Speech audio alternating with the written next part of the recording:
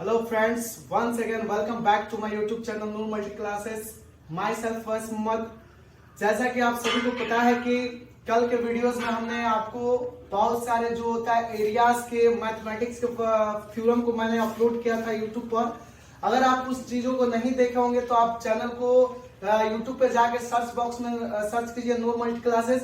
वहां पे सारी जो वीडियोस हैं आपको मिल जाएंगे, जो इम्पोर्टेंट जो क्वेश्चंस हैं जैसे कि मैथमेटिक्स के लिए कौन से इंपॉर्टेंट क्वेश्चन वो सारे मिल जाएंगे। लेकिन आज मैं क्या है कि जो क्लास 10 के जो बच्चे हैं उनमें एक चीज मैं कमी महसूस कर रहा हूं और उन्हीं कमी को देखते हुए मैं आज इस चीजों को इस लेक्चर को बना रहा हूं। वो लेक्चर आज लेक्चर का मुद्दा ये है कि ये लेक्चर मतलब उस सब्जेक्ट से मैं कर रहा हूं जिस सब्जेक्ट में लड़के काफी ज्यादा वीक हैं और शायद वो लड़के उतनी शायद चीजें वो जानते भी तक ना है। लेकिन आज इस वीडियो को देखने के बाद वो सारे लड़के जिनको काफी उन चीजों से डर लगती है वो बहुत अच्छा एक अपना रिजल्ट स्कोर कर सकते हैं। लेकिन फिर भी वो सब्जेक्ट क्या हो सकता है, वो टॉपिक क्या हो सकती है, ये आप जरूर जानेंगे। और वो आज का टॉपिक है वो है क्लास 10 की केमिस्ट्री। और वो भी क्लास 10 की केमिस्ट्री में एक सबसे बेस्ट टॉपिक है जिसका नाम है ऑर्गेनिक केमिस्ट्री। आप सभी को बता देने में मेरी ये खुशी हो रही है कि केमिस्ट्री जब आपने स्टार्ट किया होगा क्लास 10th में पढ़ने के लिए तो आपने लगातार अपने चैप्टर को पढ़ा होगा, लेकिन आपने कभी ये नहीं जाना होगा कि कौन से हमारे चैप्टर फिजिकल केमिस्ट्री है, कौन ऑर्गेनिक है और कौन इनऑर्गेनिक है। हमने आप उतनी सारी चीजों को नहीं जाना होगा। डायरेक्ट हम लोगों ने हर एक चैप्टर को डिटेल्स मतलब कि वैसे पढ़ते चले गए होंगे डेफिनेशन वाइज।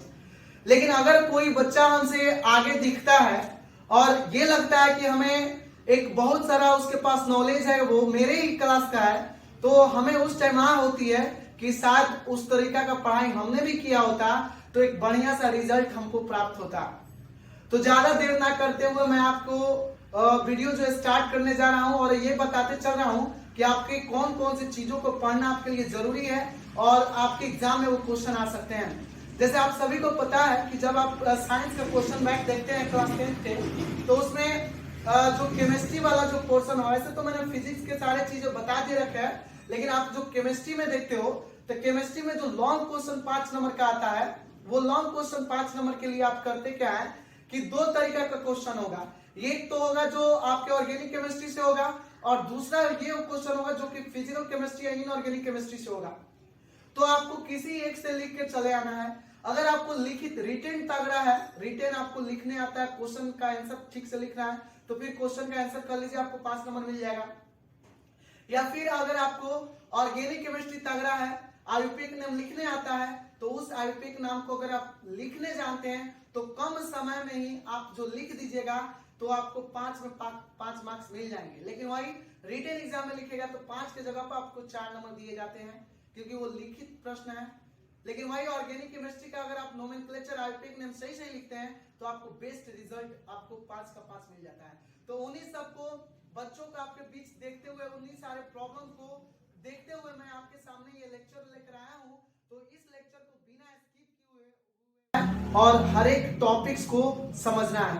ये देखिए, जैसे मैं स्टार्ट करने से पहले मैं आपको बता देना चाहता हूं कि अगर आपको किसी भी क्लास में है तो उन क्लास में आपकी जो केमिस्ट्री का जो पोर्शन होना चाहिए वो आपको लाइन बाय लाइन एक अच्छा सा बेसिक आना चाहिए।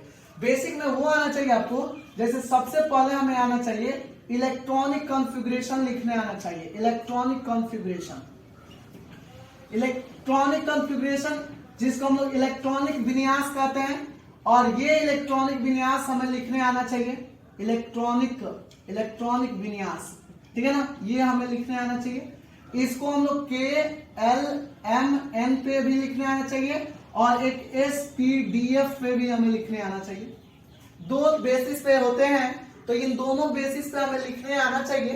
तो इलेक्ट्रॉनिक विन्यास जो एक KLMN और एक SPDF पे लिखने आना चाहिए। अब ये क्या होते क्या नहीं होते हैं ये KLMN, अगर इसको मैं पढ़ाने लगूं तो फिर टाइम की बहुत किल्लत है और टाइम कम होने के चलते मैं आपको इन सारे चीजों को अभी नेगलेक्ट कर रहा हूं। बस बता रहा हूं कि ये चीजें अगर आप किसी क्लास में जा रहे हैं, नई क्लास में जा रहे हैं, तो आप लोगों से मेरी ये रिक्वेस्ट है कि आप इन सारी चीजों को आप जरूर पढ़ लें, ठीक ना। तो इलेक्ट्रॉनिक विन्यास 2 बेसिस का हो गया।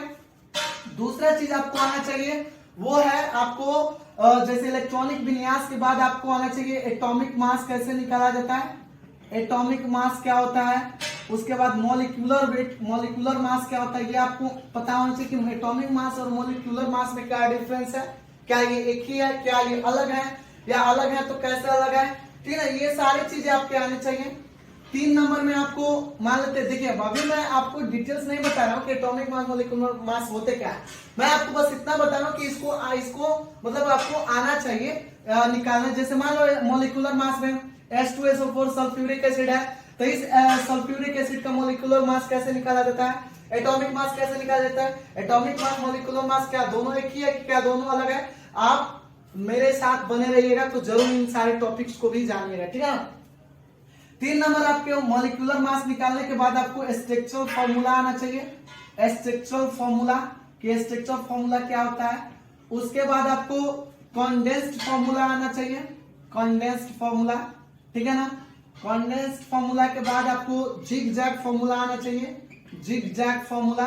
ये सारे चीज केमिस्ट्री के आपको बेसिक कॉन्सेप्ट के लिए है, जिग-जैग फॉर्मूला आना चाहिए, ठीक है ना। जिग-जैग फॉर्मूला के बाद आपको जैसे मान लेते हैं 1 से 30 तक आपको एलिमेंट नेम यानी जो केमिकल एलिमेंट्स नेम होते हैं, एलिमेंट्स नेम याद होना चाहिए, एलिमेंट्स नेम। और साथ में आपको इसके एटॉमिक जो इसका मास होता है वो याद होना चाहिए, सिंबल याद होना चाहिए 1 से 30 एलिमेंट तक का, ठीक है ना। उसके बाद आपको ये भी याद होना चाहिए साथ में कि मान लेते हैं कि केमिकल रिएक्शन को बैलेंस कैसे किया जाता है, chemical how to balance of chemical equation, chemical equation को बैलेंस करना हमें आना चाहिए, ठीक है ना। केमिकल इक्वेशन को बैलेंस करना, ये सारे चीजें मुझे आना चाहिए। केमिकल इक्वेशन बैलेंस करने के बाद ये तो आना ही चाहिए। उसके बाद आपको आना चाहिए बैलेंसिंग कैसे निकाला जाता है, बैलेंसिंग कैसे निकाला जाता है, +1 +2 +3 चार्ज किस पे होता है, किस एलिमेंट्स पे होते हैं, माइनस में किस पे चार्ज होता है, ये सारी चीजें आनी चाहिए। उसके बाद आपको ये भी आना चाहिए 10 नंबर में मैं आपको लिख दे रहा हूं, जैसे कि 10 नंबर में ये आपको कि कुछ फॉर्मूले सम मेकिंग फॉर्मूला आना चाहिए, जैसे केमिस्ट्री को जैसे क्यूप्रस नाइट्रेट, सिल्वर नाइट्रेट, इस तरह के फॉर्मूले आपको बनाने आना चाहिए, यानी फॉर्मूला मेकिंग करने आना चाहिए आपको, ठीक ना। मैं इन सारे चीजों को आपको लिख दिया। केमिस्ट्री में और भी जैसे इक्विवेलेंट वेट निकालने आनी चाहिए, बहुत सारे केमिस्ट्री के ऐसे टॉपिक्स हैं, एक ये भी लिख देना इक्विवेलेंट वेट निकालने आना चाहिए। थोड़ा सा शॉर्ट लिख रहा हूं बस ये सारे टॉपिक्स आपके याद